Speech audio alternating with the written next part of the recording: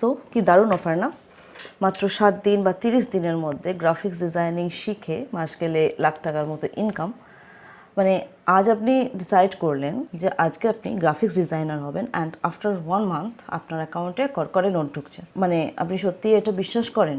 যদি করেন তাহলে ভিডিওটা আপনার জন্য, আর যদি না করেন তাহলে ওই ভিডিওটা আপনারই জন্য। হাই, আমি পৌশালী আর এটা আমার ডিজাইন ল্যাব অ্যান্ড আপনাকে এই চ্যানেলে স্বাগত। দেখুন, আমি জানি সমস্যাটা কোথায়। আমরা সবাই মিডল ক্লাস ফ্যামিলি থেকে এসেছি না, তো আমাদের ইকোনমিক প্রেশারটা সারা জীবন ধরে বয়ে বেড়াতে হয়। মানে এটা একটা রিডল বলতে পারেন আমাদের মিডল ক্লাস ফ্যামিলিতে। একটু ভালো থাকা, একটু আর্থিক স্বাচ্ছন্দ্য, এটা আমরা সবাই সবসময় এক্সপেক্ট করে থাকি। আর ঠিক এই জায়গাটাতেই মার্কেটিংয়ের খেলাটা শুরু হয়। আমাদের দেখানো হয় যে 30 দিন বা 7 দিনে আপনি ফটোশপ বা ইলাস্ট্রেটরের মতো টুল শিখে খুব তাড়াতাড়ি একজন গ্রাফিক্স ডিজাইনার হয়ে যাচ্ছেন। আপনাকে দেখানো হয় যে ডিজাইন শিখেই ফ্রিল্যান্সিং করা যায়, আর এই একটা কোর্সই প্রবাবলি আপনাদের জীবন বদলে দেবে। আর আমরা একটা শর্টকাট খুঁজি, কিন্তু বিশ্বাস করুন শর্টকাট বলে কিছু হয় না, কিচ্ছু হয় না। ক্রিয়েটিভ ফিল্ডে তো নয়। এটার জন্য যে বিশেষ জিনিসটা তৈরি করতে লাগে তা হচ্ছে আপনার চোখ। আর এই চোখ একদিনে তৈরি হয় না। এই যে দ্রুত আয়ের লোভ, এটাই সব থেকে বড় ফাঁদ। আপনি কি জানেন ভারত সরকারের অন্যতম বড় স্কিল ডেভেলপমেন্ট প্রোগ্রাম PMKVY এর স্কিল ডেভেলপমেন্টের পর প্লেসমেন্ট রেট মাত্র 22%। মানে 100 জন যদি এই স্কিলটা ডেভেলপ করে তার মধ্যে প্লেসমেন্ট বা চাকরির পাচ্ছে 22 জন প্রতি 100 জনে। তাহলে বাকি 78 জনের কি হলো? এই 78 জন যায়টা কোথায়? আচ্ছা ভাবুন তো, একজন ডাক্তার হতে কত বছর সময় লাগে, বা একজন ইঞ্জিনিয়ার, বা ধরুন একজন গিটারিস্ট, তা জেনারেল লাইনে পড়াশোনা করতে গেলেও 5 বছর মিনিমাম দিতে হয় গ্র্যাজুয়েশন আর মাস্টার ডিগ্রিতে। কারণ কোনো কিছুতে দক্ষতা মানে জাস্ট কিছু তথ্য মাথার মধ্যে ইনজেক্ট করা নয়। এটার জন্য মাসল মেমোরি দরকার হয়, দিনের পর দিন প্র্যাকটিসের দরকার হয়, অনেক চিন্তাভাবনার দরকার হয়। গ্রাফিক্স ডিজাইনিংও ঠিক তাই। চলুন বুঝি আগে যে দ্রুত শেখা ব্যাপারটা কি। আপনাদের আমি একটা রিয়েলিস্টিক টাইম লাইন দেওয়ার চেষ্টা করছি। মানে ধরুন একজন ডিসেন্ট গ্রাফিক্স ডিজাইনার, তার এই স্কিলটা আসতে মিনিমাম সময় লাগে 6 মাস থেকে 1 বছর, তাও যদি প্রপার গাইডেন্স পায়। ডিসেন্ট বলতে আমি এখানে বোঝাতে চাইছি যে বেসিক লেভেল থেকে ইন্টারমিডিয়েট লেভেল অবধি সে পৌঁছেছে, যার কাজ আজকে দাঁড়িয়ে কোনো ক্লায়েন্টের বুঝতে ভালো লাগতে অসুবিধা হচ্ছে না। এর জন্য ডেলি ডেডিকেটেডলি 2 থেকে 3 ঘন্টা ওই প্র্যাকটিসটা করতেই হবে। আর এই ইন্টারমিডিয়েট লেভেল থেকেই মাস্টার লেভেলে পৌঁছাতে সময় লাগে 2 থেকে আরও 3 বছর। রিসার্চ বলে যে যখন কোনো স্কিল ডেভেলপ করতে হয় না, তাতে মিনিমাম 10,000 ঘন্টা যদি প্র্যাকটিস করেন কেউ, তবে গিয়ে বলা যায় যে হ্যাঁ সেই স্কিলটা সে ডেভেলপ করেছে। সেখানে আপনি ধরুন 1 মাস ধরেই করলেন, সাপোজ ডেলি 2 ঘন্টা করেই ধরুন প্র্যাকটিস করলেন, তাও কত হলো? 60 ঘন্টা। আপনি কি করে এক্সপেক্ট করেন যে আপনার গ্রাফিক্স ডিজাইনিংয়ের স্কিলটা আপনার মধ্যে এসে যাবে, এবং এমন এসে যাবে যে আপনি মাস গেলে লাখ লাখ টাকা ইনকাম করবেন এত তাড়াতাড়ি? এখন আপনি বলুন যে এই 1 মাসের কোর্সে, 7 দিন তো বাদই দিন, এই 1 মাসের কোর্সে এইটা সম্ভব কিভাবে? মানে যারা বলে যে 1 মাসের মধ্যে ক্লায়েন্ট পেয়ে যাবেন, তাদের কাছে আমার একটাই প্রশ্ন, মানে 1 মাস শিখে আপনি ব্রেন সার্জারি করবেন? এবার কোর্সের ব্যাপারটা দেখা যাক। ধরুন আপনি 25,000 বা 30,000 টাকা আজকের দিনে দাঁড়িয়ে একটা কোর্স কিনেছেন। তারা আপনাকে কি দেবে? আপনাকে কিছু ফটোশপ ইলাস্ট্রেটরের টুল দেবে, আপনাকে 30টা ভিডিও দেবে, আপনাকে কিছু প্রিমেড টেমপ্লেট দেবে, অ্যান্ড ধরুন 50টা এক্সারসাইজও করলেন। তো আপনি কি একজন গ্রাফিক্স ডিজাইনার হয়ে গেলেন?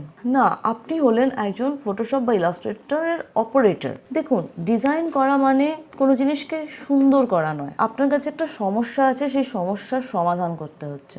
ডিজাইন অ্যাকচুয়ালি প্রবলেম সলভিং একটা ব্যাপার। ভাবুন যে একটা বইয়ের কভার দেখে, আপনি বইমেলায় অনেক বই ছড়ানো আছে, তার মধ্যে কোনো একটা বই, ধরুন সেই দোকানটাকে আপনি চেনেন না, সেই স্টলটাকে আপনি জানেন না, গেলেন এবং একটা বই আপনার দৃষ্টি আকর্ষণ করছে। ওই দৃষ্টি আকর্ষণ করাটা কেন? একটা কভার দেখে আপনার বইটা ভেতরে কি আছে পাতা উল্টে দেখতে ইচ্ছা করলো। সাপোজ আপনি তার লেখকের নাম জানেন না, কিন্তু ভিতরের পাতাটা উল্টানোর আগেও আচ্ছা দেখি তো ওই বইটা, এই জিনিসটা। বা ধরুন কোনো একটা ছবি দেখে আপনার কোনো একটা ইভেন্টে যেতে ইচ্ছা করলো, আপনার মধ্যে যে ইচ্ছের চাগারটা দিল, এই জিনিসটা কিন্তু সবার ফার্স্ট যে কাজটা করে সে হচ্ছে ডিজাইনার করে। ডিজাইন জিনিসটাই এমনভাবে তৈরি হয় যাতে আপনার ব্রেন ওদিকে যাওয়ার জন্য পুষ্ট হয়। কিন্তু কেন পুষ্ট হয়, আর এই কেনটা জানাটাই হচ্ছে ডিজাইনের মোদ্দা কথা। দেখুন, ডিজাইন শুধু টুলস নয়, এটাকে সাইকোলজি বলা যায়। আপনি হয়তো ফটোশপের 100টা টুল মুখস্থ করে ফেলতে পারবেন, কিন্তু কোন রংটা মানুষের মধ্যে বিশ্বাস তৈরি করে, কোন ফন্টটা দেখলে লেখাটা পড়তে ইচ্ছা করবে, বা কোনো লোগোর কোন ফাঁকা জায়গাটা থেকে কীভাবে একটা গল্প বলতে হবে, সেটা শিখতে সময় লাগে। এটা সাইকোলজি, এটা ফিলোসফি। এরপর আসে প্রবলেম সলভিং স্কিল। একজন ক্লায়েন্ট আপনাকে এসে বলবে না যে আমার একটা লাল বা নীল রঙের লোগো চাই, সে জাস্ট বলবে তার ব্যবসাটা কি, আর সে চাইবে আপনি যাতে তার ব্যবসাকে মানুষের কাছে ওই লোগোর মাধ্যমে বা যেভাবে হোক বিশ্বাসযোগ্য করে তুলবেন। আপনার কাজ হলো সেই বিশ্বাসযোগ্যতাটাকে কালার, শেপ, টাইপোগ্রাফি ইত্যাদি দিয়ে ট্রান্সলেট করা। এই ট্রান্সলেট করাটা শিখতে কিন্তু সময় লাগে। অ্যান্ড ফাইনালি তৈরি হয় চোখ। ভালো ডিজাইন আর খারাপ ডিজাইনের পার্থক্য করবার জন্য একটা ট্রেন্ড আই লাগে। মানে আপনি হাজার হাজার ভালো কাজ দেখবেন আর নিজের শয়ে শয়ে খারাপ কাজ আপনাকে ডিলিট করতে হবে, তারপর গিয়ে সেই চোখটা তৈরি হবে। কোনো কোর্স আপনাকে এই 30 দিনে এই চোখটা দিতে পারবে না। তাহলে কি দামি কোর্সগুলো করা কোনোভাবেই উচিত নয়? দেখুন, আমি বলছি না যে কোর্সগুলো খারাপ, কিন্তু আমার বক্তব্য 25 থেকে 30 হাজার টাকা আপনি ইনভেস্ট করছেন কিছু ভিডিও লেকচারের জন্য এবং কিছু টুলসের জন্য, রেডিমেড টুলসের জন্য না।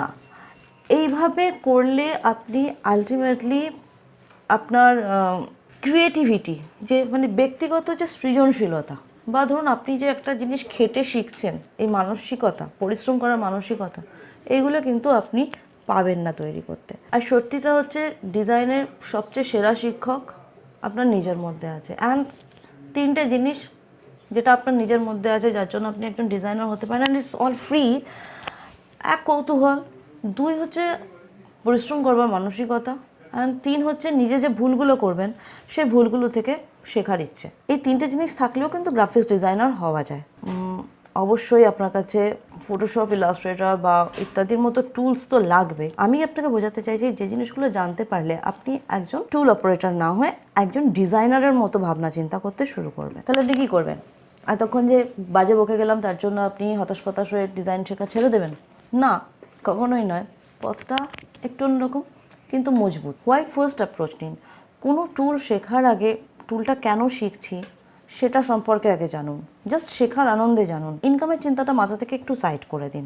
ফ্রি রিসোর্সকে কোনোভাবে আন্ডার এস্টিমেট করবেন না। ইউটিউব, ব্লগ, ফ্রি কোর্সেস, এগুলি অ্যাকচুয়ালি আপনার সলিড ফাউন্ডেশনটা তৈরি করবে। যদি ইন্সপিরেশনের দরকার হয়, বিহান্স আছে, ড্রিবল আছে, পিন্টারেস্ট তো আছেই। আর তৃতীয়ত, প্র্যাকটিস উইথ পারপাস। মানে আমি বলতে চাইছি যে ধরুন আজকে ইউটিউবে র্যান্ডম একখানা টিউটোরিয়াল তুলে নিয়ে প্র্যাকটিস করে যাচ্ছি, এটা না। আপনি নিজেকে একটা প্রজেক্ট দিন। ধরুন একটা বইয়ের কভারকে রিডিজাইন করবেন বা একটা ব্র্যান্ডের লোগোকে আবার রিডিজাইন করবেন। যদি এইভাবে আপনি কাজটা করেন যে আমি নিজেকে একটা প্রজেক্ট দিলাম আর এই প্রজেক্টের কাজগুলো তার জন্য আমার যা যা দরকার সেইগুলো আমি প্র্যাকটিস করব, এইভাবে অন্তত নিজেকে 6 থেকে 1 মাস সময় দিন। পার্সোনাল এক্সপিরিয়েন্স থেকে বলতে পারি যে ডিজাইন জাস্ট সুন্দর বানানো নয়, অ্যাকচুয়ালি এটা একটা সমাধান। এটা জানার পর থেকে, বোঝার পর থেকে কিন্তু আমার জার্নিটা চেঞ্জ হয়েছিল। আর আই থিঙ্ক সঠিক মাইন্ডসেট থাকলে টুল শেখাটা খুব সহজ হয়ে যায়। 7 দিনে বিলিয়নিয়ার হবেন এরকম কোনো গল্প আমি দিতে পারবো না, অসম্ভব। আমি কোনোভাবে বোঝাতে পারবো না আপনি কীভাবে ফ্রিল্যান্সিং করবেন বা ইত্যাদি কীভাবে করবেন। হয়তো জানি না ভবিষ্যতে করবো কিনা, কিন্তু বর্তমানে আমি কখনো বোঝাবো না যে এইভাবে আপনি ফ্রিল্যান্সিং করুন। যদি মনে হয় যে হ্যাঁ আমি যা যা বলছি বা বলতে চলেছি সেগুলো খুব বোরিং হবে, তাহলে এই চ্যানেল সত্যি আপনার জন্য নয়। কিন্তু যদি আপনি সত্যি ডিজাইনকে ভালোবাসেন, কোনো একটা ডিজাইনের পেছনে কেনকে জানতে চান, এবং ওই যে বলো প্র্যাকটিস উইথ পারপাস, এইভাবে যদি আপনি কাজটা শিখতে চান, তাহলে প্রবাবলি আমি আপনাকে হেল্প করতে পারবো। সো অ্যাগেইন পৌশালী ডিজাইন ল্যাবে আপনাকে স্বাগত। যদি মনে হয় যে এই জার্নিতে আপনি সঙ্গে থাকতে চান, তাহলে সাবস্ক্রাইব বাটনটায় ক্লিক করে রাখতে পারেন। অ্যান্ড এটা আমি প্রথম এবং শেষবার বলছি, নতুন চ্যানেল, প্রথম ভিডিও, তাই জন্যও বলছি। আর পরেরবার থেকে বলবো না, প্রমিস। নেক্সট ভিডিওতে দেখা হবে যদি আপনি থাকেন। অ্যান্ড ততদিন ভালো থাকবেন। আস্তা লা ভিস্তা।